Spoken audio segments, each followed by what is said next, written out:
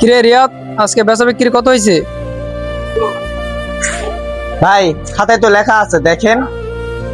মাত্র 10,000 টাকা। রিয়াদ, এত কম বিক্রি করলে কিভাবে হবে? কাল থেকে তোমাকে আর দোকান আসা লাগবে না।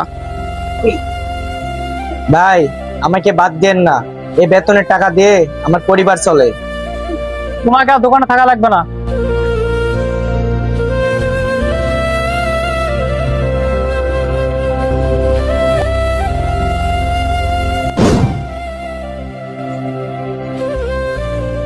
কি লাগবে ভাই? রিয়াদ ভাই নাই? না তো রিয়াদ ভাই, কি লাগবে বল, আমি দেখাচ্ছি। আচ্ছা পরে আচ্ছা।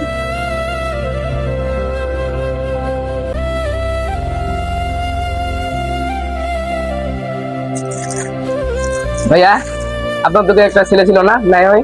কে রিয়াদ? হ্যাঁ। ও রিয়াদ তো নাই, রিয়াদকে বের করে দেওয়া হয়েছে। ও তাহলে পরে আসবে। আচ্ছা ঠিক আছে।